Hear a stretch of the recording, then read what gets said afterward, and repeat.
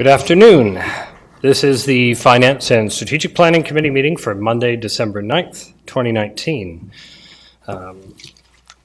Before I get to our agenda, I wanted to begin with our land acknowledgement. We would like to begin by acknowledging that the land on which we gather today is the land traditionally used by the Haudenosaunee, Anishinaabe, and Neutral peoples. We also acknowledge the enduring presence and deep traditional knowledge and philosophies of the Indigenous people with whom we share this land. With each other and caring for each other in the land in a deep and connected way as we consider how to implement our bold and progressive strategic plan, which the three-year budget will certainly set a large roadmap for. I will look to Council for a disclosure of pecuniary interest and the general nature thereof. I see none. I will look for approval of minutes from the November 18th, 2019 FSP meeting, moved by Councillor Bodley, seconded by Councillor Hanmer. All those in favor? That's carried. Delegations, we have none. Consent motion, we have a few items. Anything here folks would like to deal with separately? Seeing none, can I get a mover of the consent motion? Councillor Veith, seconded by Councillor Hanmer. All those in favor? That's carried. And that brings us to budget presentations. As Ms. Patel is getting ready to deliver, I know we'll have a lot to say over the next couple of months. I just wanted to provide some brief opening remarks and to say this. Today, Council is receiving a draft three-year budget along with business plans from all of our divisions.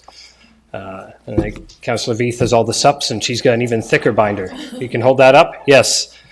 There is a lot in that. Finance staff will provide a brief overview of the proposed budgets this afternoon, and over the next 2 months, Council will be able to read, to listen, and to ask questions of staff about their business plans and this budget. I know we will be looking to understand how this budget will implement Council's bold and progressive strategic plan while continuing to deliver excellent services to all of the publics that we serve. While Council and the public are seeing these documents for the first time today, we already know some of the big moves from the work that we've done together over the last year. First, Council knows we face a substantial infrastructure gap. Like our colleagues across the country, this gap has grown over decades. Our efforts to close it will take time, and it will take partners at the provincial and federal levels to completely get it done. But we haven't waited for them, nor should we. Over the last 10 years, we've taken aim at this problem in a number of important ways. Today, 30 cents of every new dollar from growth goes to fixing infrastructure, as does half of any year-end surplus. We've realigned our reserves and reserve funds to maximize what we can put into critical infrastructure projects. And we've developed an award-winning asset management system so we know what we'll need to fix and when with the dollars that we have. But it isn't enough. Staff have proposed additional infrastructure funding through an above-inflation tax increase, and today Council will be seeing the specific details of that plan.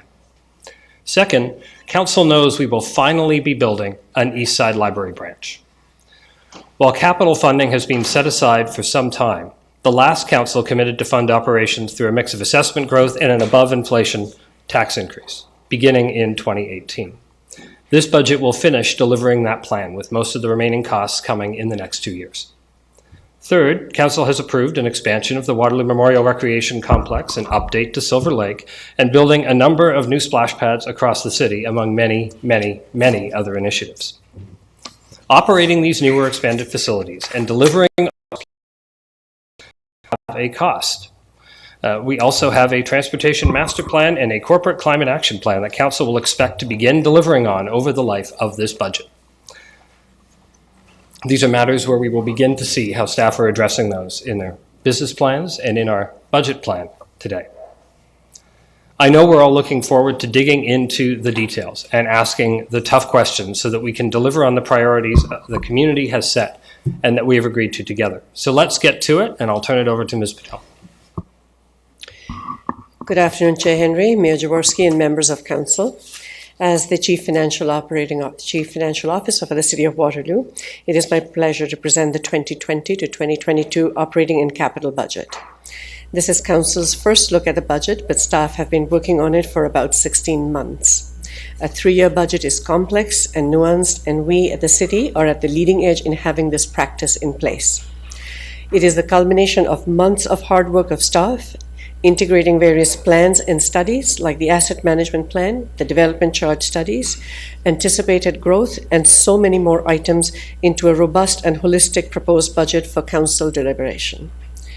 Before I delve into the budget, I would like to thank the many partners involved. First and foremost, Ms. Philippa Reynolds and her team for leading and managing the process. Special mention to Brad and Julie for coordinating the operating and capital budget sections. To the staff budget committee with representation from each department that spent a lot of time in discussion and debates to make some difficult decisions that keep us moving forward together and commit to our strategic priorities. And finally, to the communications team, and especially Tony, Janice, and Janice, yes, there are two Janices, for making our budget documents simple and easy to understand. My presentation will provide an overview of the operating and capital budget. Ms. Philippa Reynolds will follow on the next item on the agenda, and her presentation will include the roadmap to understanding the various budget documents and a public engagement approach. A little bit of a historical perspective on taxes, property taxes. They were first introduced in 1876, 143 years ago.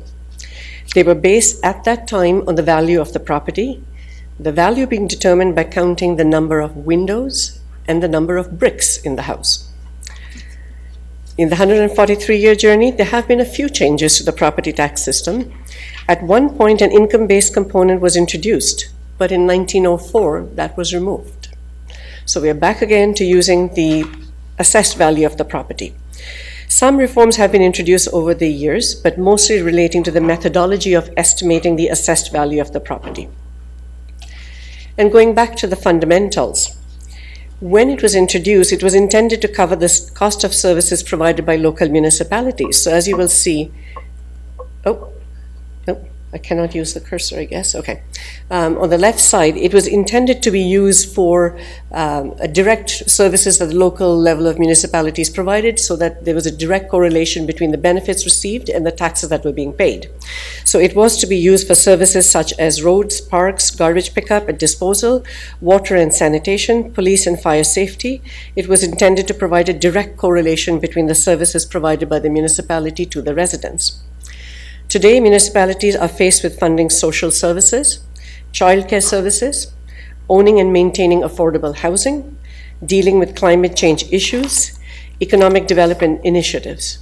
These all require significant investments and are challenges that Council faces to fund from a small property tax base.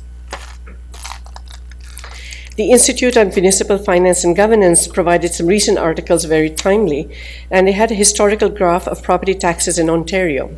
It's an interesting piece for the history buffs. You would see that in 1904, in the very fine print on the left-hand side, the property tax was at about 4% of household income in 1950.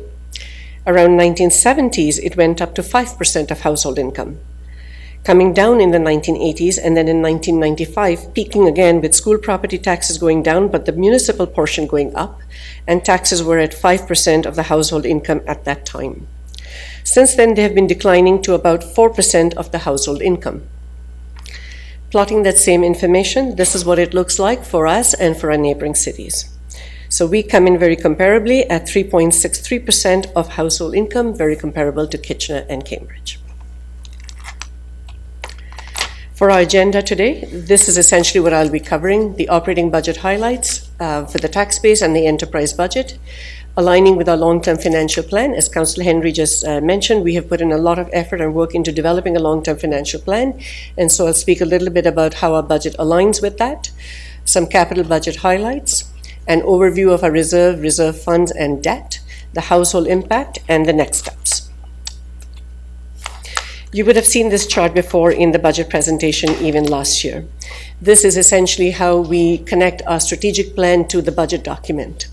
When the strategic plan was developed, it had input from about 11,000 residents, and it was done through public meetings, through surveys, and through all kinds of engagement. With that, we develop a vision of being an equitable community that leads the world in learning, discovery, and caring. With that, there were 6 strategic pillars that were developed that you would see on the chart. Concurrently with all of this, there are a lot of studies that are going on. Some examples were the development charges study that was undertaken very recently. You have a report on the agenda on that today too. And other studies like the neighborhood implementation, neighborhood strategy implementation. And all of these studies are part of what become input into our business plans. So you will see in the second box on the bottom, the city service business plans for each department and each division are incorporated in here, and from there the actionable items work their way into the 3-year budget and our 3-year capital budget and 7-year forecast in there. So that's how we connect the bigger vision to what council has as the aspiration to what the budget is in front of council.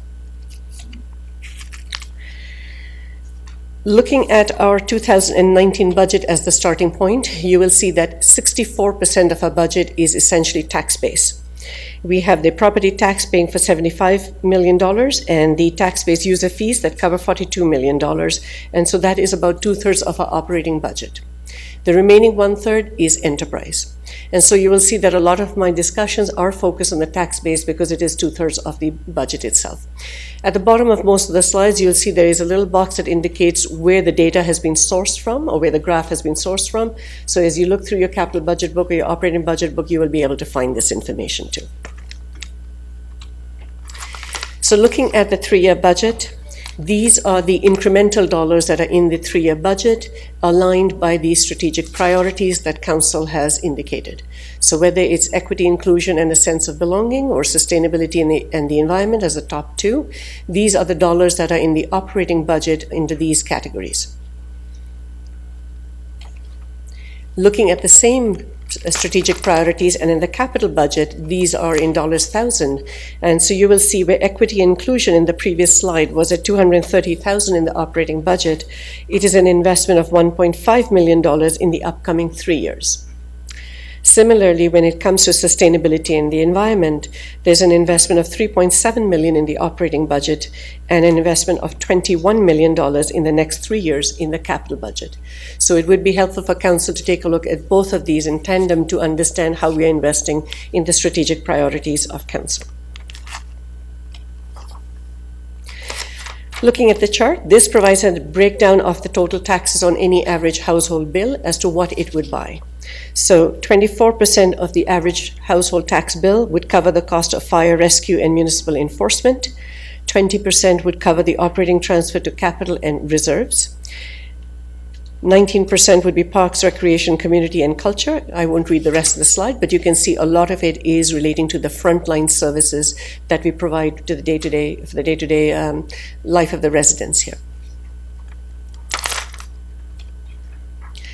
This is a concept that we, I think, introduced roughly in 2015 to facilitate council decision-making.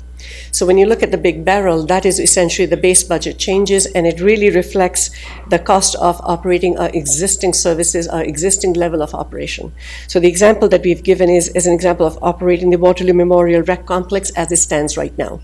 All increases associated with those or anything like that would be shown in the base budget. The second category is operating impacts of capital and growth. So the example given is we're expanding the Waterloo Memorial Rec Complex. There would be associated incremental operating costs, whether it relates to utilities, whether it relates to custodial or operating the different programs. Those are operating costs of capital and of growth. The combination of the two, as staff, we are committed to delivering the budget for those two at CPIX, as well as using the assessment growth. Not to complicate it too much, but we have 60% of our assessment growth that comes into the operating budget, 40% goes towards our capital reserves.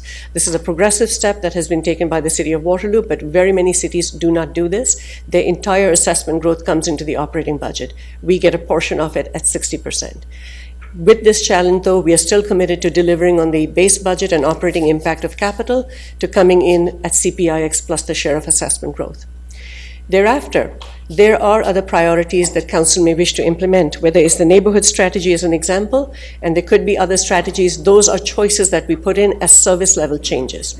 We are not able to absorb them within the inflation, and so those are choices that are funded through a tax level increase. And the last category that we have here is the infrastructure investment. As Councillor Henry pointed out in his opening remarks, Most cities have an infrastructure deficit, and it is time that we start investing and increase our investment in our infrastructure so that we start addressing this deficit and start chipping away at it. So once again, this would be something that we're not able to fund within inflation, and there would be items in the listing that we have for council to make a decision with respect to infrastructure investment. The budget issue papers that we have are referenced over here as IP1, IP2, and they are in the budget book, and they will be also on our website that explain the concepts and give examples of what kind of expenses or what kind of items would be in these categories. Using this exact same criteria, looking at the base budget and the operating impact of capital, for 2020, we are coming in at 1.7% tax increase.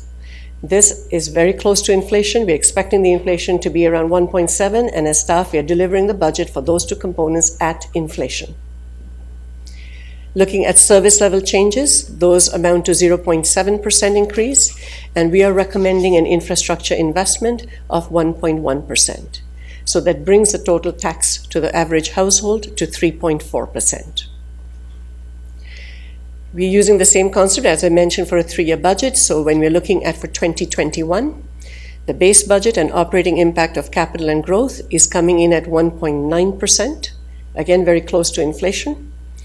And the service level changes and infrastructure investment account for another 1.5%, which brings the total tax increase to 3.3% for 2021. Moving to 2022, once again, the base budget and operating impact of capital and growth is at 1.7%, which is close to inflation. And the service level changes and infrastructure investment is 1.7, bringing the total to 3.4% increase again. A brief recap or a brief reflection on our tax increases. You will see that the purple line is really what CPIX has been over the 12-month period, and it varies from year to year, going up and down. The thick green line shows what the tax increase is, just the base budget and the operating impact of capital, just those two components that we say we're going to bring close to inflation. So as you can see, in some years, in 2015, we were way below CPIX, but then we're doing a catch-up in 16, 17, and 18. So there will always be some ups and downs, but as you can see, historically, we have stayed very close to inflation. Looking at the forecast years that are shown in here for 2020 to 2022, that's the light blue line there. That is again staying very, very close to inflation. If in fact in 2022 we are coming in a little below inflation. So that's what the components are with respect to the 3 forecast years too. Now layering in the total tax increase, which takes into account service level increase as well as infrastructure investment, that's shown in the red line. That is generally higher than CPIX because there are other factors that come into play. And as you can see for 2020, 21, and 22, it is going to 3.3, 3.4% as we are factoring in the service level changes and infrastructure investment.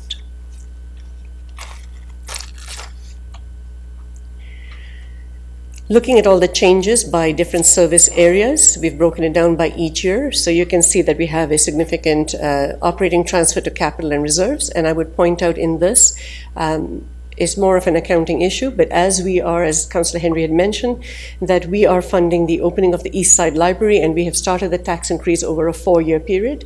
Since the library does not open in the 4-year right at the start of it, we have been putting the money in the reserve. And so when you see the operating transfer to reserves, it includes the portion that we have been setting aside for the library, East Side Library, and putting it in the reserve.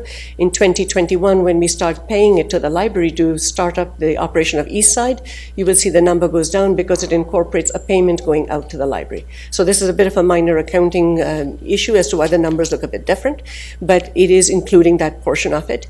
Needless to say also, it includes the regular contribution to a capital reserve fund, a capital infrastructure reinvestment reserve fund, and the component that we refer to with respect to infrastructure investment. The rest of it is our frontline services, whether it's park, recreation, community and culture, transportation and development, Waterloo Public Library, the fire, rescue and municipal enforcement, facility design and management, and the civic administration. Parks, recreation, community and culture, as you see, has 1.1% increase. These are our frontline services that really make a difference in everyday life of our residents. Touching on our utility services, you will see this is the utility revenues. There's a good chunk of it that comes from sanitary sewer, stormwater, and water. These are the different components, and you can see the different percentages. I think it's about 47% of it is sanitary revenues, and water coming in at 38%. And these are all through user fees. These are not on the tax base at all. As is noted, it is enterprise.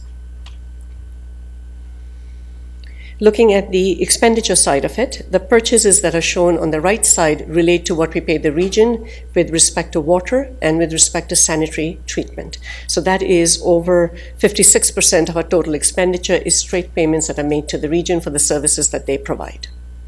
On the lower left-hand side, where it shows operating, whether it is operating relating to the water or sanitary sewer or the stormwater, those are the city's operating expenses to run the operations for each of those three components or the three utilities there, or the water utility as a whole. And then the top left is contribution to the reserve. Each of the water, sanitary operations, and stormwater also contributes to the reserve. This is for current and future capital expenses. Looking at the capital budget now, on the left side, you will see that it shows the annual contribution for stormwater, sanitary, and for water. As I mentioned in the earlier slide, it was the expense side that was contributing to the reserve. It's now the capital budget that is now drawing from the reserve to pay for the capital expenditures. On the right side, it is drawing additional amounts from the reserve because the annual contribution is not enough. The capital expenditures vary from year to year. They cannot necessarily be at the stipulated amount every year that is contributed. So in some years, there would be an additional draw from the reserve, which you're seeing on the right side. So for water and for sanitary sewer and for stormwater, there's an additional draw coming through. These are the rates that you will see in the rate report on page 9 of the report. These are the pure rates for water, sanitary sewer for the city, the year-over-year rate increase. The city portion of the increase is 4%, and the region's portion is increasing by 3%. I think I have a bracket in here. No, I don't. Okay. So you can see, and for a combined percentage increase of 3.4%. The stormwater and the city service fee rates are increasing by 5.9% on an average, and this is detailed in the city utilities report. Applying this rate increase to the household and factoring in an average consumption of 17 cubic meters a month, and the effective date of the new rates, as noted here, of ours being February 1st, the impact is $41.87 per year. This breaks down into 2.5% of the total increase being for the city-related services and 1.4% being for the region-related services. And it's important to note that this is the annual impact on the household. Moving on to the long-term financial plan. In this chart, you can see this is from the asset management plan and the reports. It's in the long-term financial plan report that's also on the table. This shows the condition of our assets as it stands as of 2019, and it shows a projection over a 25-year period. The work that we have done in terms of the long-term financial plan is something that many other cities have not done. It is a 25-year outlook in terms of the condition of our assets and using the decision support system to project what it would be and the condition would be and to facilitate the decision-making for council. So if we look at it as it stands as of 2019, 30% of our assets are in poor or very poor condition. If we did nothing and we kept the status quo, which means our existing contributions to our capital reserves, by 2043, 75% of our assets would be in poor and very poor condition.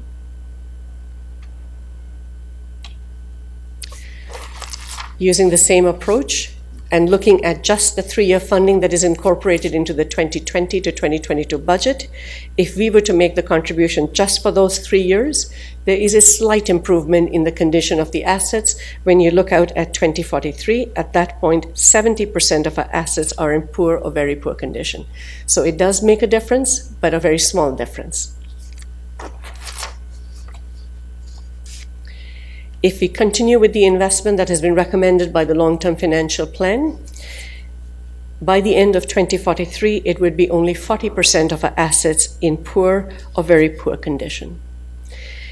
Just some key facts that you might want to know with respect to our assets. The value of our assets in the long-term financial plan, as shown in the capital budget book, is $2.3 billion. It is important to keep that in mind when you look at how much money we set aside in our reserves to replace the assets. And it is a critical thing that we need to be doing as staff and as council, setting aside money. When we look at growth also, as we add to the capital pool of our assets, we need to make sure there's a regular contribution also there to be able to replace the assets at the end of their life cycle. Moving on to capital budgets, this is an overview, a 3-year and a 10-year overview of our capital budget expenditure. You will see that in the 3-year budget, we are spending about 26% of our money on rehabilitation, but as our commitment and as a strategic priority is on infrastructure investment, in the 10-year period, we're moving to 42% of our expenditure being on rehabilitation. Growth, we are still a growing community, so in the 3-year budget it is 46%, but over the 10-year period it tempers a little bit to about 33% of our expenditure. And we do have some projects that cross between growth and rehabilitation, and those are shown in the chart too. This shows the funding source for the 3-year as well as for the 10-year budget. So the tax base and the development charge portions are shown there. In the 3-year, 32% of the funding is coming from development charges. It goes down to 24% in the 10-year budget. Tax base is at 23% of the expenditure in the 3-year budget. It increases to 34% as we focus more on infrastructure rehabilitation. Our capital investment over the 10-year period is shown in a quick glance over here, and you will see that 58% of it is on roads, facilities, and parks. All are frontline services. And if I might just suggest also, if you were to look at the budget in brief document on page 6, you will find that we've got the same graph here, and it shows you on page 7 some of the key capital projects that are highlighted where the money is being spent. So we've tried to capture a little bit of all of those high-level information in our budget in brief document.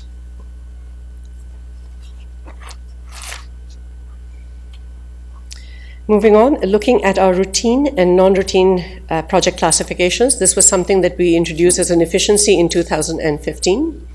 What city staff do is that we take a look at the projects that are lower value and that are business as usual projects, and we classify them as being routine projects.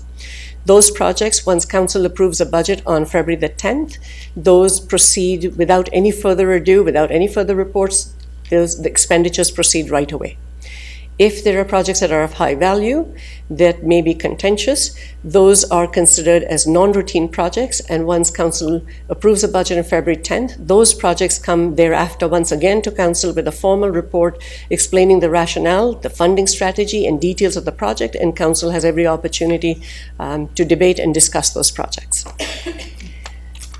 So using that classification, about 78% of the projects are now shown as routine projects.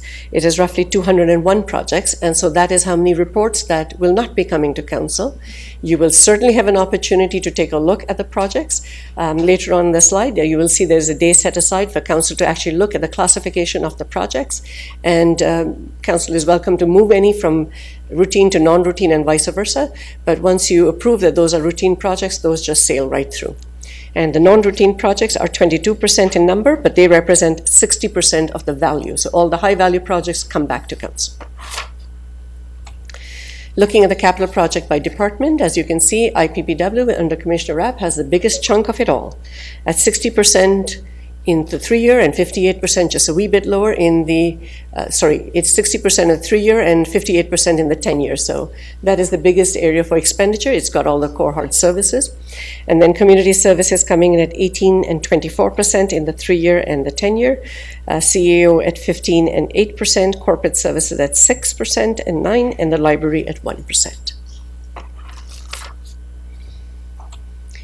One of the other improvements that we made in the capital budget is to facilitate council decision-making, is to show the operating impact of capital in ways that make it easier for council to make decisions. So we've categorized them as being committed as one of the categories, and these are the operating impacts of capital that for projects that were approved in 2019. An example being the Waterloo Memorial Rec Complex. That decision has already been made. The operating impacts are going to be followed. They are going to occur, and so we're providing that as information at the detail level for council to be aware of, that those are committed operating expenses. The second category we've put in as being actionable. These are the operating impacts of capital projects that are in the capital budget in 2020 to 2022. These are part and parcel of Council's consideration when looking at the operating budget and the capital budget. If there's a desire to defer certain capital projects or to adjust what the tax increase is, the operating impacts need to be looked at in tandem, and so these are the actionable portions.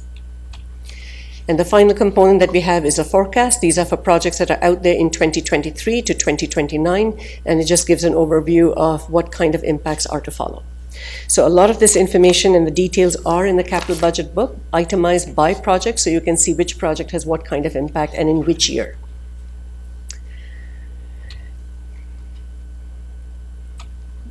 So moving on, taking a look at our reserve and reserve fund. Our reserves, as you can see, are the utility reserves that are the largest ones in here at water, sanitary sewer, and stormwater. It has also got smaller reserves of the equipment reserve, economic development reserve, the public arts reserve. As you can see, the reserve balance is declining, which is very normal. This is a function of the money is being used towards capital expenditures and funding those capital programs that are Council's priorities. On the other hand, looking at the reserve fund chart, the reserve fund is in a deficit position and will be going into a further deficit.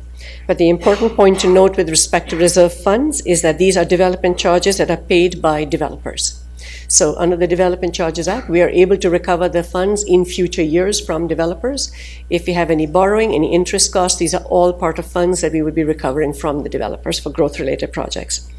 In the balance also is included the Capital Reserve Fund, Capital Infrastructure Reinvestment Reserve Fund, the Parkland Dedication. So there are a lot of other projects that are included in here. Some of the projects that are triggering the deficit here, you would find them in the capital budget book as you go through it. Some of them are quite contingent on various development decisions that need to be made, and these are going to be projects that will come back to Council for decision making, so there will be a lot of opportunity for Council to deliberate on these projects when these reports come back to Council. These will generally be non-routine projects. Looking at our debt and borrowing, as you can see the chart here, we've got the tax-based debt shown in blue, and our DC debt is in red and the enterprise debt in green. As you will see that our tax-based debt is declining. The first bar shows the existing debt, and the second bar in each year shows the proposed debt. If you look at the blue bar, you will see that there is no new tax-based debt being issued at all in the 10-year forecast, and it is declining. So that is something that Council can be very proud of, that we are paying off our existing debt and we are able to fund a capital program without any existing debt. We are issuing new debt with respect to development charges and with respect to enterprise, but at the same time, overall, it is a steady decrease over the next 10 years. This takes a look at our debt per capita, which is currently at $410 per person, and it goes down to $128 by 2029. So this is, again, a function of our decreasing debt per capita.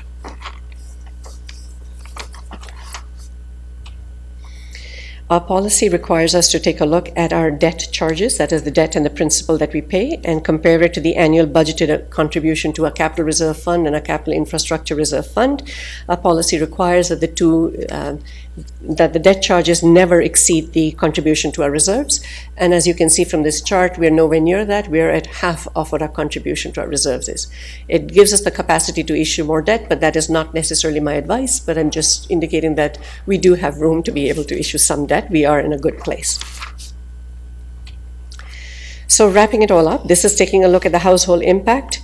It works out to $44.43 in 2020 for property tax increase. The utilities is $27 for the city portion, giving a total of $71.43 for 2020.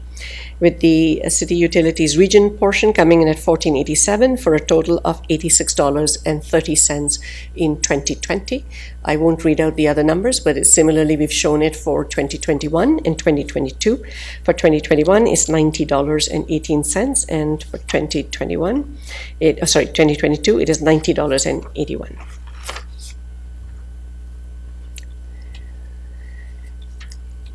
These are our usual slides that we have from our BMA study. This is a third-party independent consultant that provides all the comparative information for all the different cities. So looking at the detached bungalows, City of Waterloo fares very comparably to Kitchener and Cambridge in terms of tax increase, in terms of total taxes for a detached bungalow. And you will find this, I think, even in our budget and brief document too, and in our budget book for sure. So we do very well with respect to even a lot of other cities there. And looking at the two-story home, once again, we fare pretty well compared to Kitchener and Cambridge. We're somewhere in the ballpark over there. We're a little lower than Kitchener, but higher than Cambridge, but certainly within the ballpark.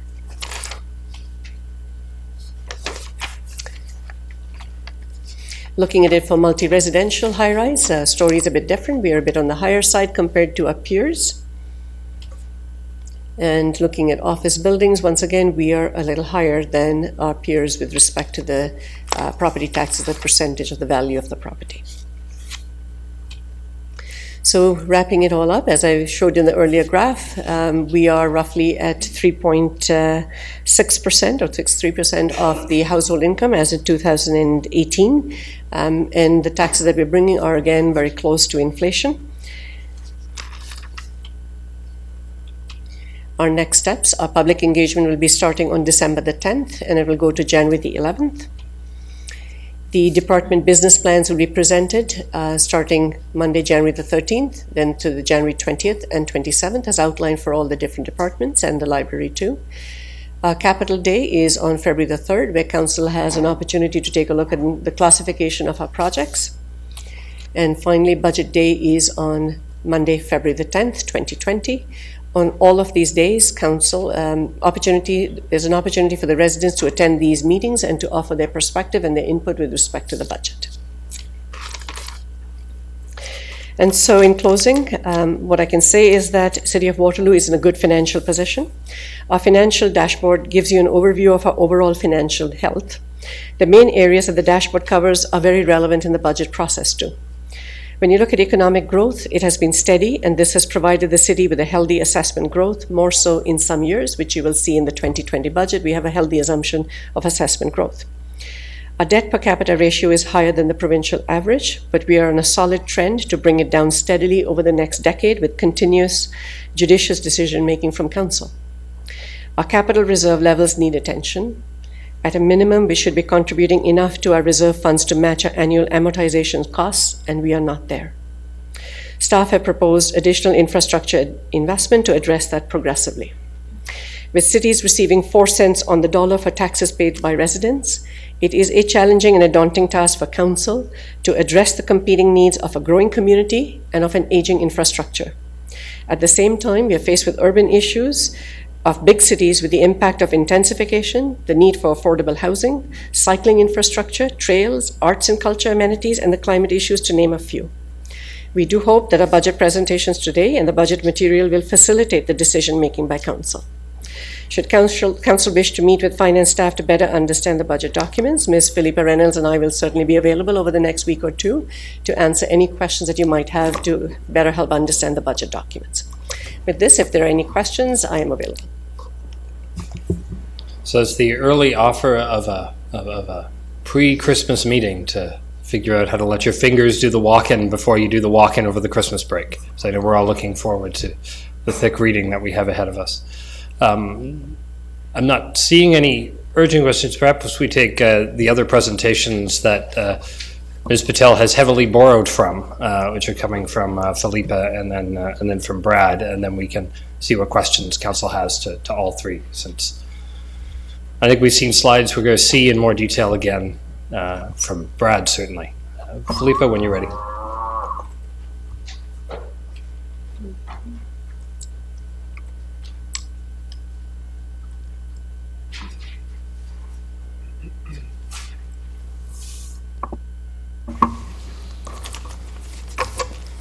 Thank you, and good afternoon, members of Council, staff, and residents. My presentation is focused, as Ms. Patel had indicated earlier, on the visual roadmap to understanding how to kind of go through the budget materials, as well as our public engagement approach. So you will leave here today, members of council, with lots of materials. And if you're a constituent who wants to know more about the proposed budget, you can access all of these materials online on our website as of 3 o'clock today. But where do you start? Yes, it is true that an entire citywide budget is complicated. It may feel a little like this, and the volume of information really can be intimidating. In truth, it should be complicated. It's the budget to run an entire city day to day and understand big projects for the next 3 years. So we don't pretend that it's simple or easy, rather. So how do you have the most effective and informative experience, and what feels just right to you? Understanding what sequence to read the materials is probably quite important. And depending on the user, you may wish to have a really high-level, quick budget view, while someone else may want to know the details about a very specific program or service and how that's changing, or a very specific project that means something to them personally. And yet, another user would like something more detailed than the highest level, but less detailed than the lowest level. So we try to provide a variety of documents to satisfy the needs of different users at the council level as well as for the general public. And we know that by having so many documents, it can also be intimidating.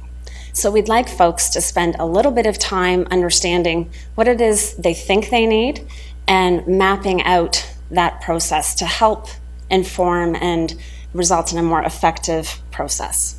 So we have developed a visual roadmap. This is also on our budget page, and I would like to extend my thanks to Tony and his team, Janice and Janice, for working with financial planning to develop this.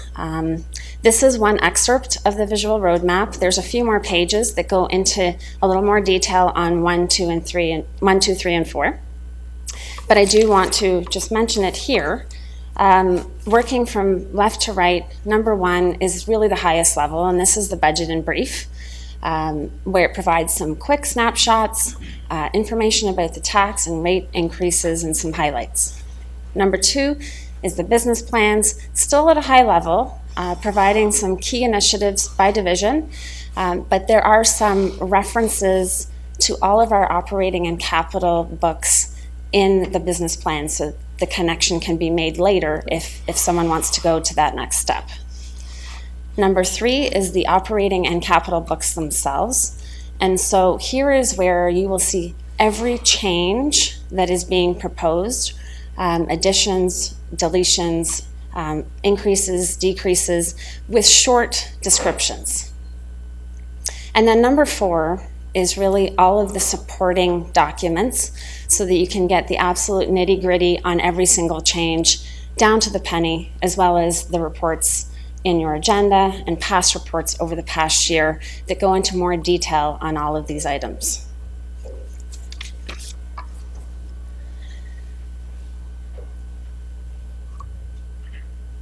So our goal for the roadmap is to not add another thing to the list, but instead to hopefully make it easier for the users so they could unravel it and understand their path a little better.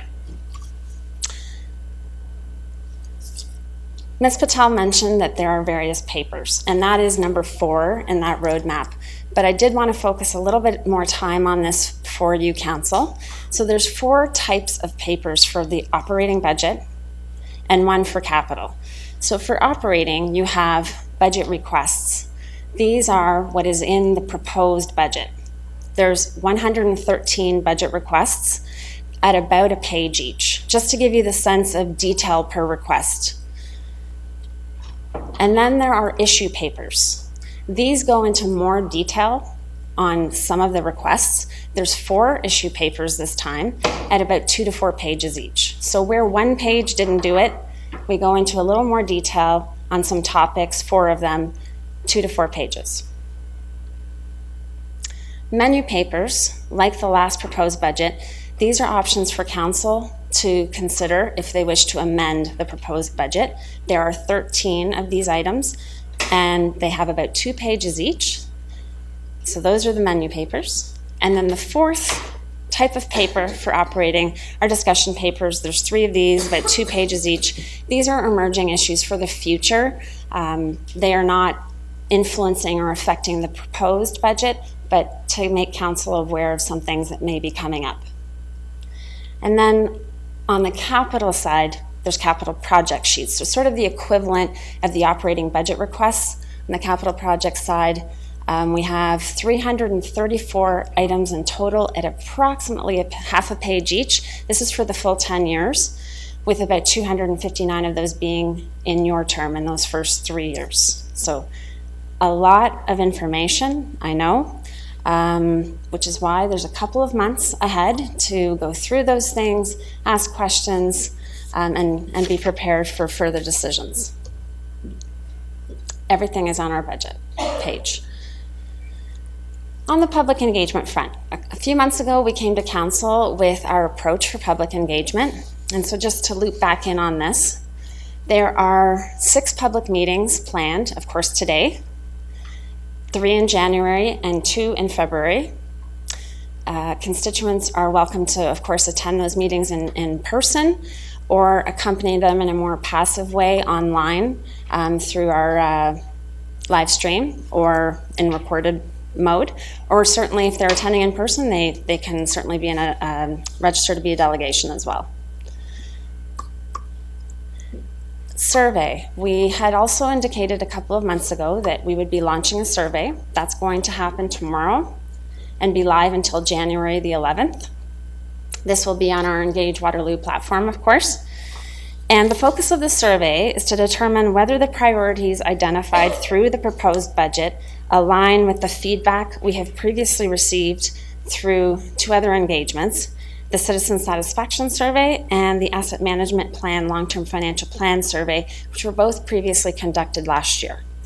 So in particular, we focus on these 4 items: improving road maintenance and repair, maintaining city facilities such as libraries and rec centers, improving snow clearance within the city, and ensuring the city's water remains clean and safe by investing in pipes and systems. So this was some of the feedback that was received in those previous engagements that we were looking forward to folks responding on whether this proposed budget aligns with that feedback.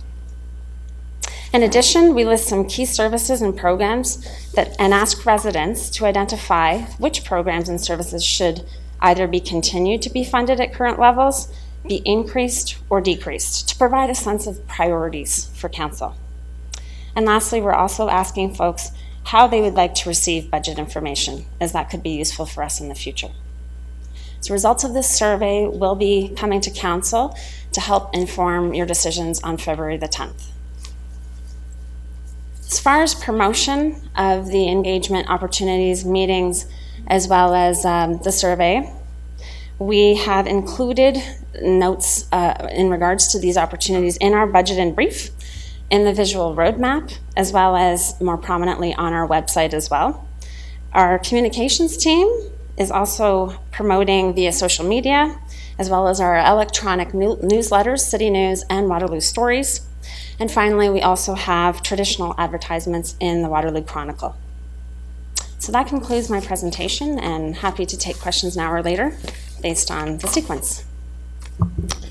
Thank you. And going back to my notes, I know Brad doesn't actually have a presentation. He has some words. So maybe this is a good moment to stop for questions for Philippa or for Keshwar. Councillor Bonivar. Through you, Chair Henry, thank you for all the information. I just have one very quick question regarding when we will receive the results of the public survey. It says February 10th. Will we be receiving them on that day, or can we get them before that day so we can incorporate the public feedback into our thinking on decision day? Thank you, Councillor Bonagor. Through you, Chair Henry, our intention would be to include a report with the results in your packet prior to that day, and so you would receive it. It would be public on the Thursday prior to the Monday, if that's acceptable. That would be great. Thank you. Thank you.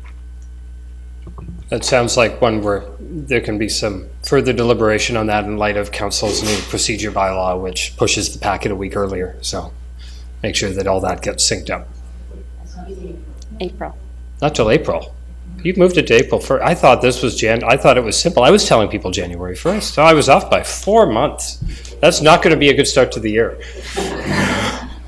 All right, other questions? Councillor Bodley. Well, through you, Chair Henry, maybe I'm just going to piggyback off of that. Is it at all possible for it to be for the February, included in our packet for the February 3rd meeting, so that we have a week at least to sort of contemplate what's coming back from public engagement? Through you, Chair Henry, to Councillor Bodley. I'm looking at my partner over here, which is Tony, and we're going to make sure that happens. We'll do our best to go with the February 3rd date. They're talking.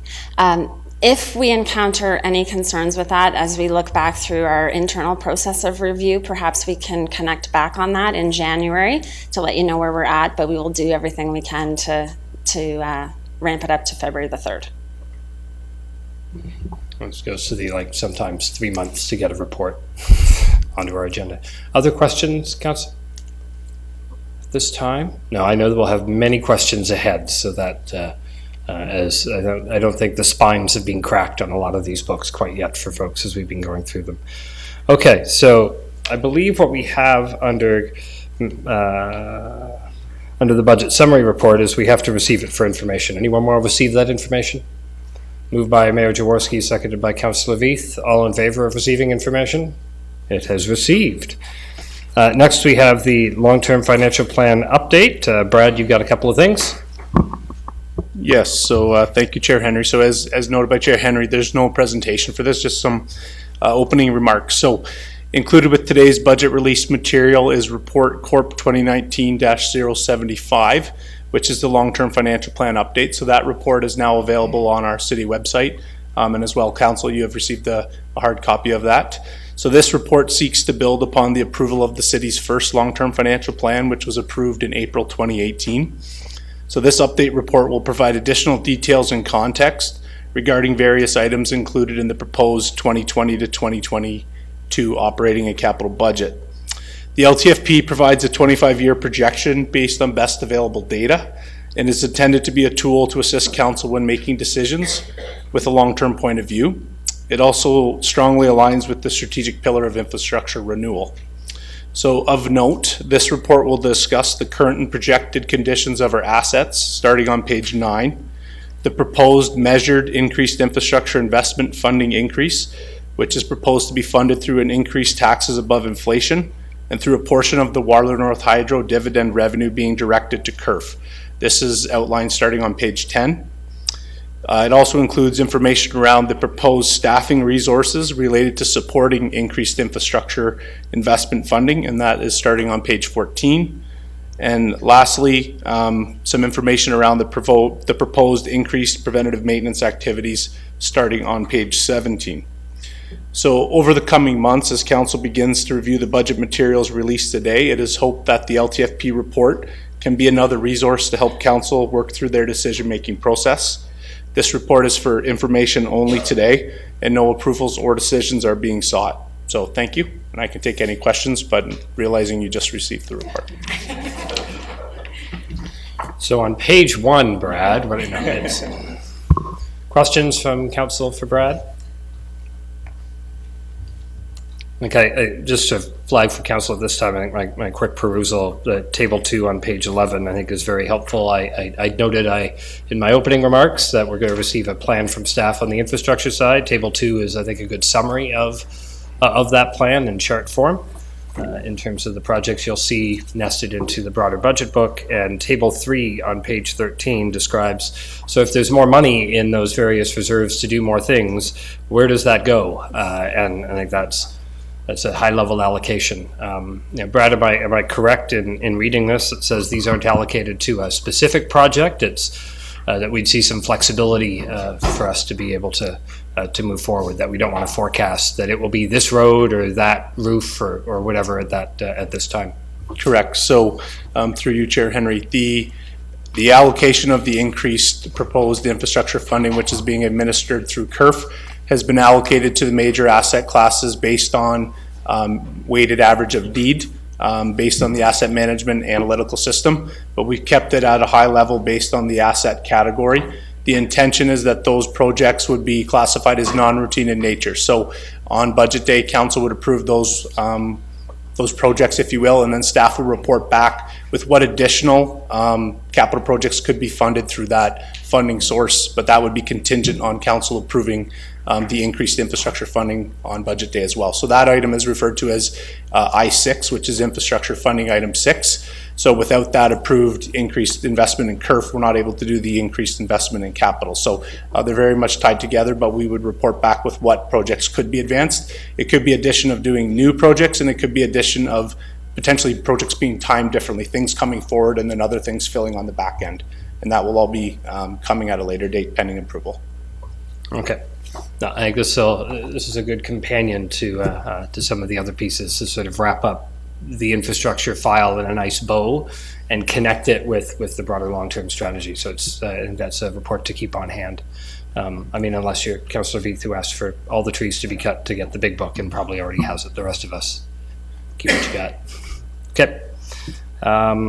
Seeing no other questions at this time on that, this is more information to vote to receive. Who'd like this information? Councillor Hanmer would like it, and Councillor Bonagor would like it. All those in favor? Turns out we all like it. Okay. Next up is City Utilities 2020 rates, proposed 2020 rates. Todd, Michael, come forward when you're ready. And I see this is again information for us. It'll come back at FSP in January for rate approval, which is what we did last time.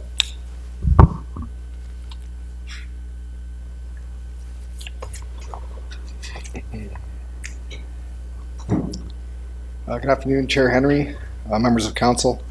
Todd and I today will be providing an overview of the 2020 city utilities rates. The report is for information at this point, with the final approval of the rates coming back to council on January 13th, 2020. Some rate setting objectives that we take into account through the whole process of budgeting and the rate modeling itself is we look at the budget. We also look at the 10-year forecast. So we provide a bit of hindsight or foresight to council in terms of what our rates going to be for the approval period, but also what rates can look like in up to 10 years out. A lot of things change, but it's there for information to get a sense of how rates are changing over time. There's several objectives that the staff adopt to guide us through this process. These include ensuring that the city meets or exceeds regulatory requirements and customer expectations. All three sections of city utilities have regulatory requirements to meet. That our infrastructure is maintained and rehabilitated or replaced to ensure continued service and reliability. And we aim to strike a balance between sustainable funding levels for our services, along with rates that are affordable and stable over time.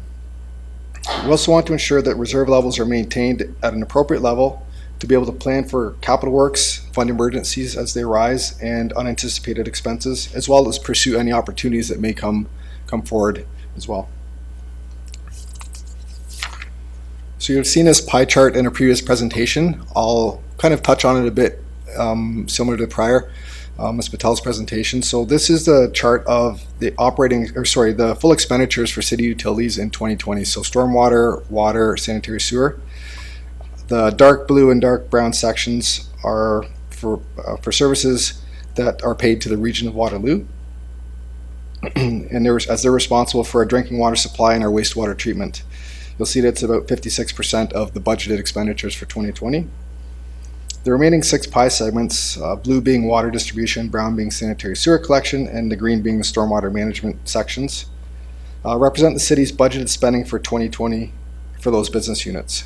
So the lighter shaded pie sections in the top part of the graph there are for budgeted spending for the operating expenditures, for the reserve contribution, whereas the 3 exploded views represent the area's 2020 budgeted expenditures that the city has control over. So another chart that you've previously seen in prior presentations is a breakdown of the rate change that's proposed.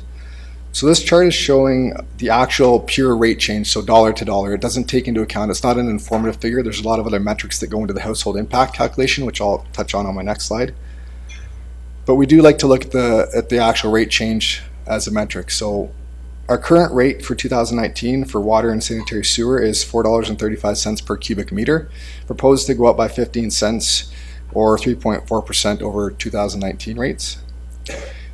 And then you'll see the section below, these are fixed fees on a per month basis, so they're not volumetric. Doesn't matter how much water you consume, these fees are going to be the same on a per month basis. So we have our stormwater fee for residential medium is usually the rate that we show as the average household, and the city service fee. So this is the fee for having service available for water and sanitary sewer and stormwater services. They're currently at $15.12 per month in 2019, proposed to go up by 89 cents per month for an increase of about 5.9% year over year. So looking at the average household impact, so this is the more informative figure that we focus on in the rate report.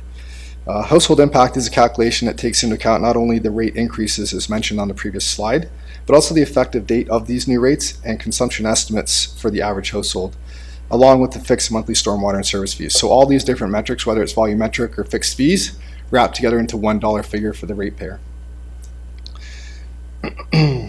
So if you're trying to compare the percentages from the prior chart to this chart, they're close, but they don't tie exactly because of that effective date of the rate change is often things that cause a disconnect between those percentages.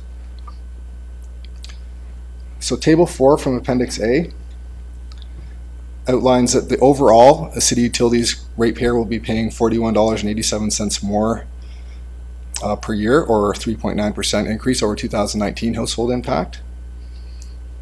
Noting that the city's portion is $27 or 2.5%, with the region's portion being $14.87 or 1.4%. When you add those together, that gives you the total household impact. As in previous years, comparing to our local municipalities is an exercise that we also undertake. This chart outlines the average annual water and sanitary sewer costs only, so stormwater is not included in these dollar amounts, so that's why it does not tie to the previous slide's figure. So the average annual household water and sanitary sewer cost for Waterloo in 2020 is estimated to be $955.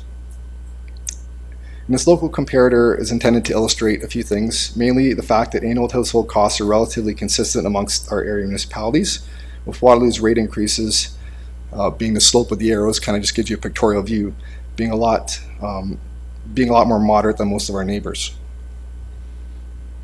So you can just kind of see I've kind of trended them over time as you see the slope of those increases over time. And also another note is that Guelph, being a single-tier municipality, does not yield significantly different rates from a two-tier system such as in the city of Waterloo. Similar to the water and sanitary sewer, this chart outlines the average annual household cost for stormwater services using the residential medium tier as the benchmark for the average home. It also compares to some of the other municipalities across southern Ontario. It should be noted that direct comparisons of the stormwater utilities are a little difficult because they're not as regulated and defined as the water and sanitary sewer legislation is. So a lot of municipalities don't have dedicated stormwater fees. They're incorporated into property taxes. Some cities use a combination of utility rates and tax-based funding. Some are fully on the utility rate like the city of Waterloo. So there's a variation amongst municipalities. So some of our local neighbors, being Kitchener and Guelph, Kitchener does have a dedicated stormwater utility. Guelph can be components of both. We haven't really dug into the details of their proposed budgets and how they're funded. But similar, Waterloo's, as we strive to be a sustainable stormwater business unit, we've seen some steep increases in the previous years. But over the last few years, those rates have tapered off into a more sustainable, as we get to that sustainable funding level. And they are forecasted, as per the rate report, to level off even further into the mid-20s.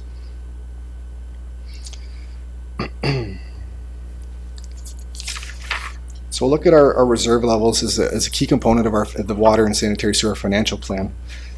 That plan was approved in 2016 by council, and it recommended breaking out the reserve for water and sanitary sewer into a rate stabilization reserve for operating expenses and a capital reserve for infrastructure, rehabilitation, and growth projects.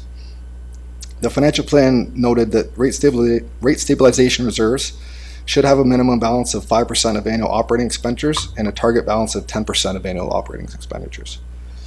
As you can see from the chart, and again in the rate report talks to it as well, both the water and sanitary sewer stabilization reserves are in and around the minimum required level throughout the forecast period.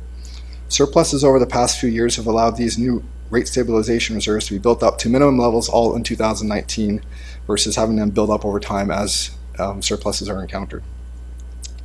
Just a point to note, there is no dedicated rate stabilization reserve within the stormwater operations, as that was not part of the water and sanitary sewer financial plan. Staff will continue to monitor the best practices within the stormwater business unit. However, it's important to note that stormwater revenue is very stable, as it's a fixed fee per property, so there's not a lot of variation within the revenue that we expect to collect over the course of a year. So that almost minimizes the need for a rate stabilization reserve. But we do look at these revenues on an annual basis to see if we're meeting our budgeted targets. For the capital reserves, as per the financial plan, it recommended that capital reserves should have a minimum balance of 1% of asset replacement value and a targeted balance of 2% of asset replacement value. So just a bit of context, we talked in the prior presentation, talked about our asset values, with city utilities having about over $1 billion now of total assets. So we're looking at having about 1% of the asset replacement value in the reserve for future needs or unexpected replacements or emergencies. Again, from the chart you can see, and there's more context in the actual rate report, that both the water and sanitary sewer capital reserves are fluctuating around the minimum level over the long-term forecast period. The projected 2019 reserve levels and short-term level for sanitary sewer are elevated as a result of some significant capital projects being deferred and rebudgeted to 2020 or onwards in our capital budget, so they'll be in part of the budget documents you're going to be reviewing as well. The financial models and resultant rate forecasts that you'll see in the report do take this into account, and the reserves are anticipated to drop down within target levels over the next few years as those reserves are being utilized and reinvested into the business. The stormwater reserve, just being one reserve, so there's no distinction between rate stabilization or capital for stormwater, it's just one reserve, and it continues to operate under Council's previously approved reserve policy, whereby the minimum approved level is to be over $1 million. The stormwater reserve, while quite volatile, as you can see from the chart, is due mainly to a variable capital program. And the capital programs tend to vary year by year depending on the need and staging of some regional projects, which we would have a component of as well. The long-term reserve forecast is projected to maintain a balance above the council-approved minimum. And as noted in the staff report, debt financing is proposed in 2021 and again in 2024. For a few capital projects to help smooth out and balance rate increases through that forecast period while keeping the reserve above the council approved level and keep rates somewhat stable to avoid those volatile increases in the rates. I'll now pass it over to Todd to go through the remainder of the presentation.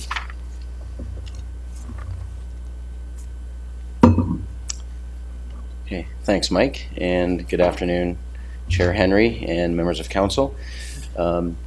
So included in this year's rate report, we have included a section on an advanced metering infrastructure system, and of course the accompanying recommendation that goes along with that section for a full citywide implementation. But I did think that I would take a couple slides to recap what an advanced metering system is and some of the findings we had from our pilot project that has been running for a few years. So, referring to this diagram on the screen here, on the far left-hand side would be where an AMI transmitter is installed on-site at every single property in the city. Once that transmitter is installed, it would immediately start to relay water readings through a wireless communication infrastructure, and eventually that gets to whatever database environment it is intended to go to. So, for our pilot project, the wireless communication infrastructure is actually the shared network that all electric utilities use in the region of Waterloo.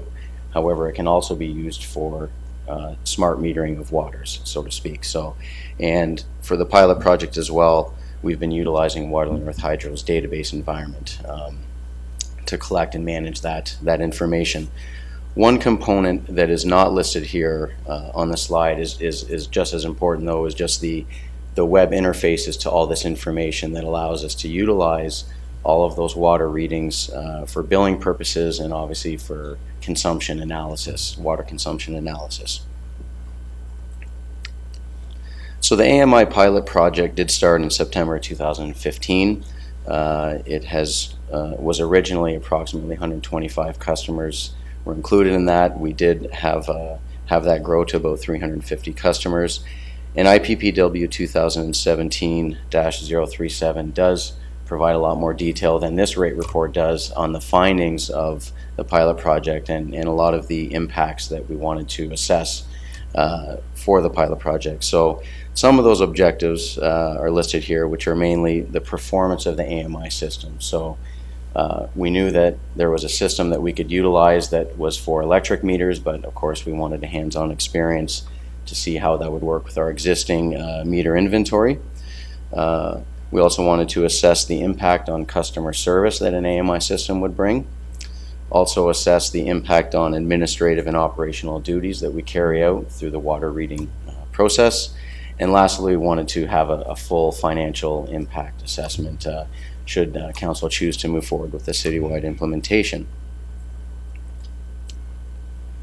So some of the AMI pilot findings, again detailed in that report I just mentioned, include administrative and customer service benefits. So final read bookings and scheduling of those site visits would essentially be eliminated through an AMI system. Any type of abnormal consumption for any property in the city would be captured real time and be addressed in a much quicker fashion than our current meter reading process, which is a bi-monthly process, a manual visit to each property. Operationally, it would allow us to minimize the need for house meter appointments, and obviously help us out also with other difficult to access properties, which we do have. Avoid meter chamber entries, and even properties under construction, we've had issues over the years without being able to get a read in a timely manner. So there's a lot of operational and administrative benefits for sure that a full citywide implementation would realize. One aspect that maybe didn't get the attention it deserved in the previous report would also be just the ability to assist with water conservation as a whole, as a city. Flagging abnormal consumption in real time would allow us to stave off significant waste of water, sometimes that customers would not even know that is happening on their property. That's not something that saves the city money per se, but that's in the general spirit of conserving potable water. It's certainly an advantage of the system. So there's a section on a financial impact of a citywide implementation. And you know, Mike has already maybe mentioned this, or it was previously in the report, that AMI has been included in the capital budget, and the rates reflect that project, as well as the operating costs are built into the 10-year rate forecast model. The report mentions that the single biggest cost for sure is the cost of the AMI transmitters. So that would be handled, and has been recommended that we handle that through our existing reserves, and no rate increase would be needed for the purchase of those transmitters. The future transmitter replacement and annual operating costs have been shown in the table in the report, but are also up on the screen here. And we've really tried to keep it simple in the sense that we've listed what we currently pay for our meter reading costs and what would it cost if AMI were to go citywide. And we can see here that there's an increase in our operating cost of $53,000 on an annual basis. I think it's often asked of, you're asked about the ROI of an AMI system. I think we've tried to keep that as simple as possible. We know that there would be advantages and efficiencies realized in terms of the operations side of not dispatching staff and not having to get final reads and so forth. But there's also the introduction of 32,000 units of hardware that we would have to manage out in the field. So it would be, it's something that you have to weigh. There's some unknowns there that we are somewhat hesitant to try and put into a dollar figure. So we thought we'd keep it simple and just look at the true costs and the conversion costs going forward. There's a section in the report that also talks about a non-competitive procurement of the census transmitters. So I've included a diagram here. It's also in the report that just shows a a very typical residential water service line coming into the basement, if you can follow me there. And that passes through the meter, which registers the water consumption. What's maybe not known to many in the room is that that water meter is hardwired to a remote reading device on the outside of your home. And that's actually where we currently collect our reads, and that's where the AMI transmitter would be fixed to that remote reading device. The importance of that in terms of why we recommended a non-competitive procurement are twofold. One, when you go to snap on or fasten a transmitter, only the census transmitter would be able to be fastened in a matter of minutes, because every single remote reading device in the city of Waterloo is a census product. So that gives and essentially gives census a tremendous advantage, and it allows us to fasten transmitters onto homes in a matter of minutes, whereas we would have to remove the remote reading device and rewire and hardwire a transmitter to the home if it was any other product other than census.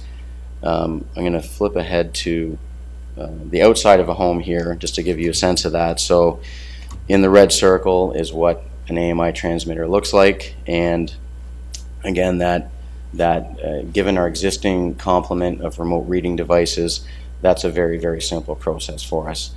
Secondly is something that also has gone on for a while, which is just again, our existing inventory of remote reading devices and how they've been wired.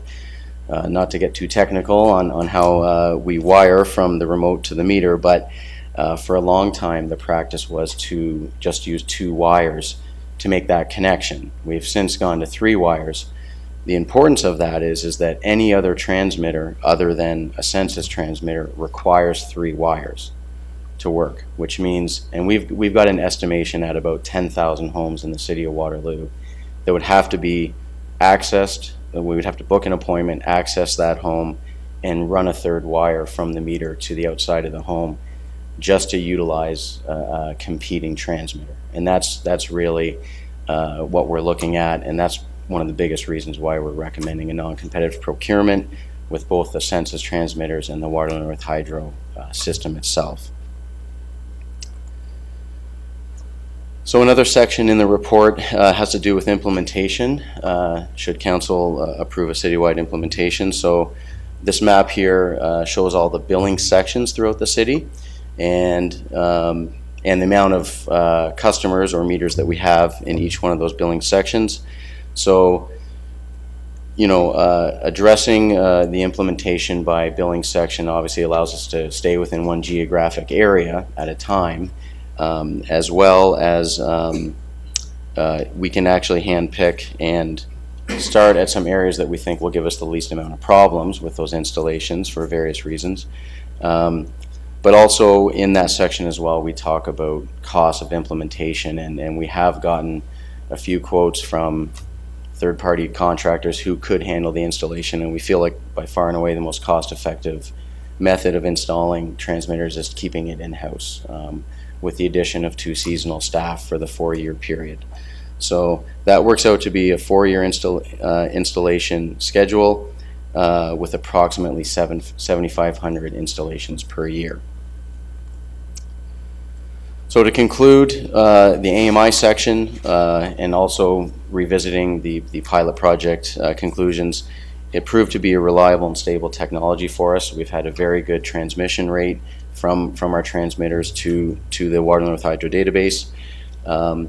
Probably the single biggest factor in moving towards a citywide AMI implementation would be the enhancement to the customer service that we can offer our customers. We realize that there are administrative and operational advantages that the AMI system offers. Also, advanced metering is becoming an industry trend. When we first started in 2015, I think we might have been the first municipality to actually test these out in the field, but we're actually now noticing that Cambridge and Wilmot, I believe, have already started there to move in that direction, and Woolwich and Kitchener are also investigating their options at this time. Staff recommend a non-competitive procurement, and we also propose a 4-year implementation schedule. Just 2 more slides before we get to questions. So Earlier on in this year, in May, staff brought IPPW 2019-03 for council's consideration and approval, and that is the high water bill adjustment policy. So just a quick update on that.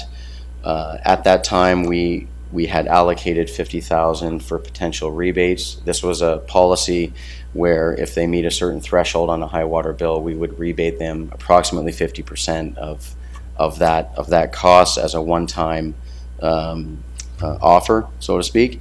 And so to date, we have received 23 applications, and that's totaled in just shy of $10,000 for that time period. It's been approximately 6 months. So if you take that to a year, we'd probably be looking at about $20,000 for a full year. So we're quite comfortable with the $50,000 that have been allocated to that program. And we feel like the program is also meeting kind of the key objectives, which is to provide staff a mechanism to deal with the situation, work with the customer without it escalating beyond our office. Lastly on that, if unless we're instructed otherwise, we can just simply bring an update to council through the rate report on an annual basis going forward. So to summarize the entire rate report, the 2020 recommended rates align with the proposed 2020 budget and the 10-year capital forecast.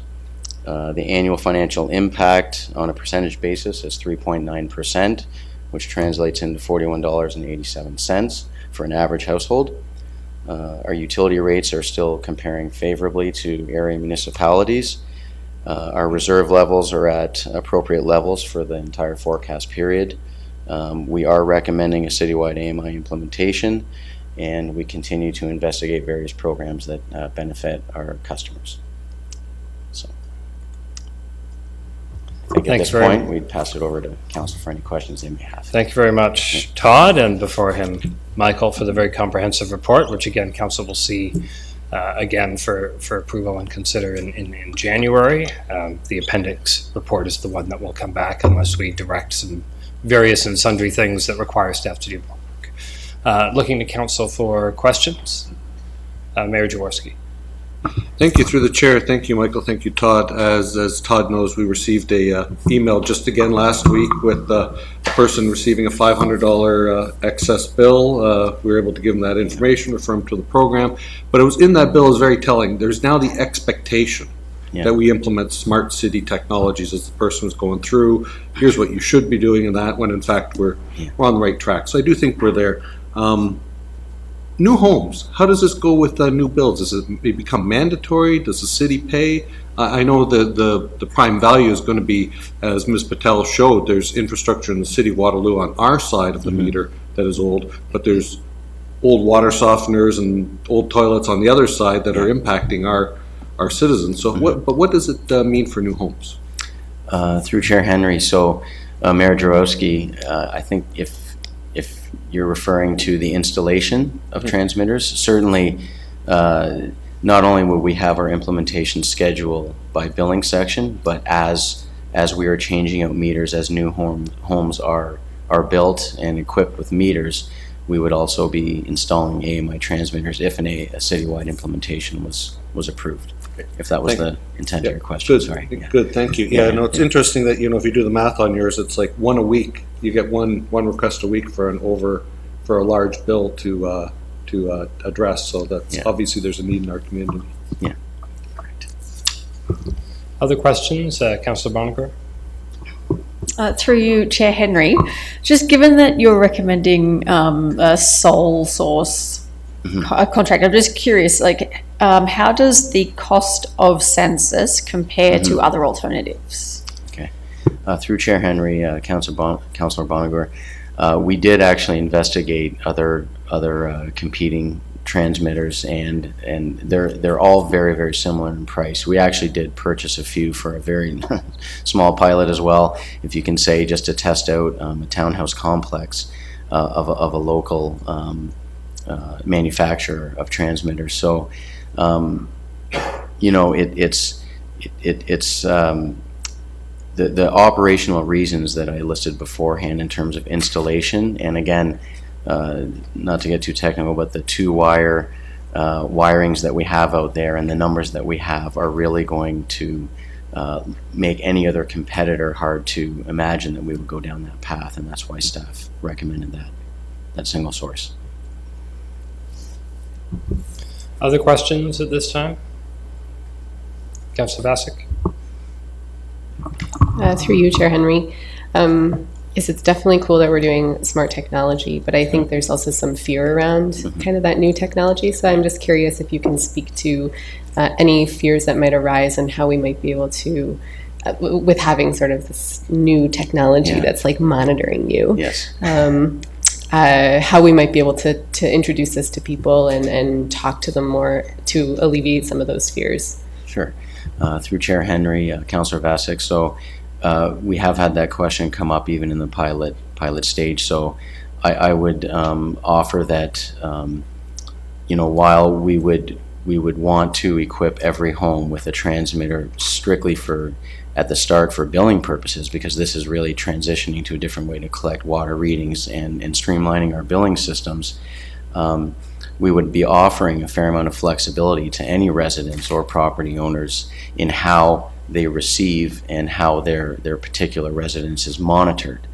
So not to get too ahead of things, but they would have the ability to activate or deactivate any type of automatic messages or notifications about abnormal water consumption at their choice, and we would leave that up to the customer. Okay. I think that's a good question to dive into. And so when you come back in January, perhaps you can give some thought to whether or not our current policy framework is adequate to deal with security and data protection concerns that customers may have, given we'd be installing some of these things. So I don't propose to know the answer to all of that, but I'd hope that by January you can give us an answer that points to any specific things and whether or not any of those specific things may need updating as this rolls out. Okay, will do. Yeah. I know that's often a concern, and if something happens, we'd have to deal with it. So hopefully we've got a connection there. I'd say just one thing further to the mayor's point, if there are no other questions at this time. I thought I'd search out one of the potential competitors for water meter readings if a citizen wanted to install this themselves and do their own work, as many do. I know some other cities have gone to looking to the private sector to have citizens individually come forward and do this. So one based in Waterloo region, you'd be looking at $600 for a transmitter and $10 a month for monitoring. The ongoing costs that are being built into our rate model is 70 cents a month. So as a service basis, it would be very difficult to find without doing it in bulk through the city. I just thought that was interesting. Okay, so with that, the recommendation here is to receive that and ask for it to come back. So moved by Councillor Vasek, seconded by Councillor Veith. All those in favor? That's carried. Next up, we have Building Standards 2020 fees and charges. No presentation, but certainly folks available if there are questions. Are there questions for Mr. Ormson? Seeing none, I'll look for a mover. Moved by Councillor Veith, seconded by Councillor Bodley. All those in favor? That's carried. We'll look forward to seeing the study come back in due course.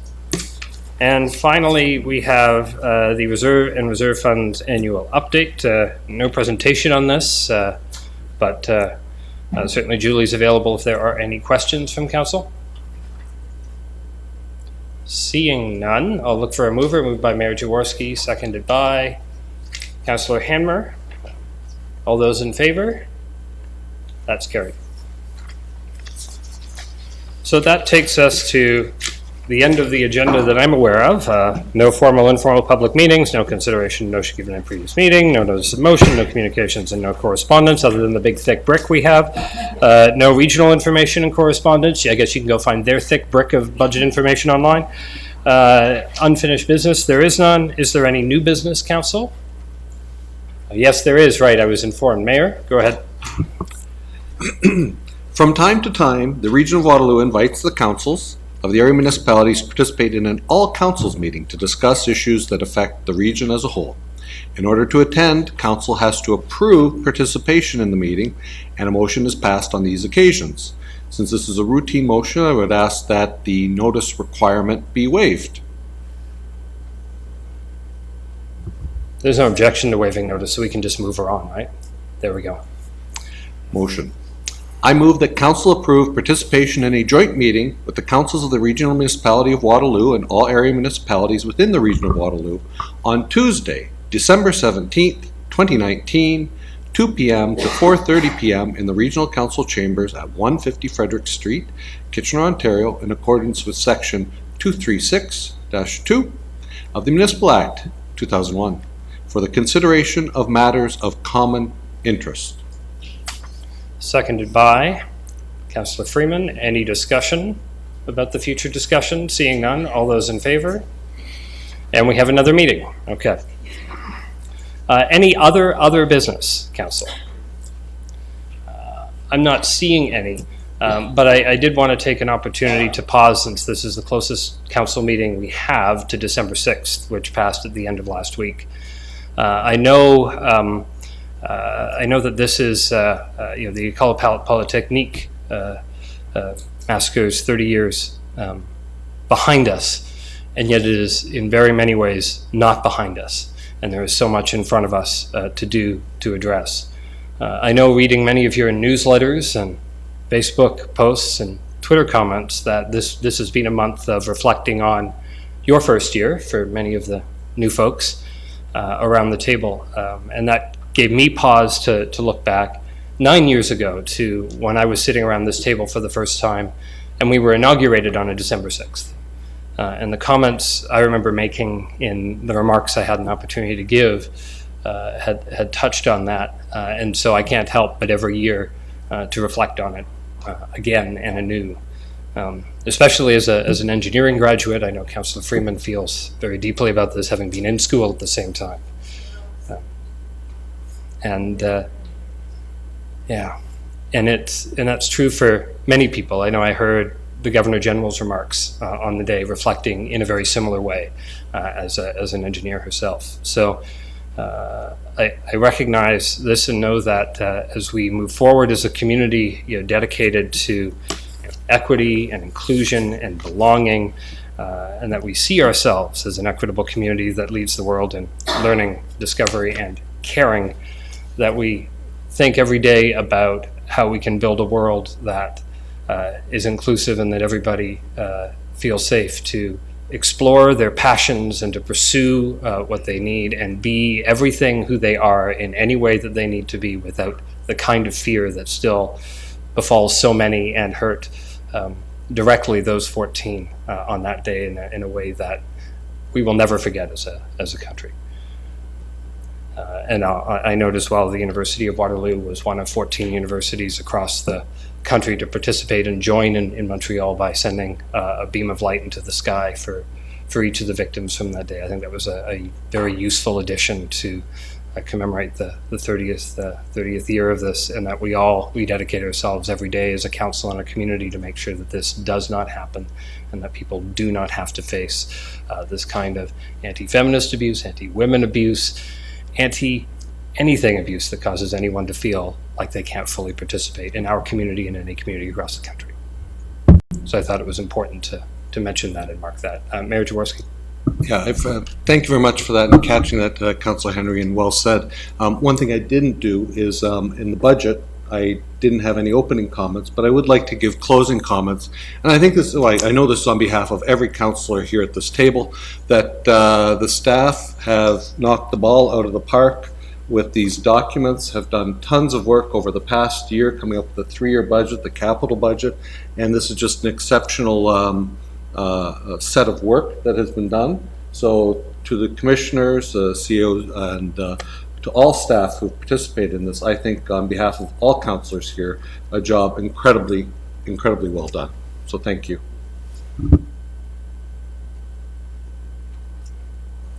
Okay, and with that, I think I'm only looking for a motion to adjourn. Who would like to move said motion? Councillor Veith, Councillor Freeman. All those in favor? That's carried. And we stand adjourned.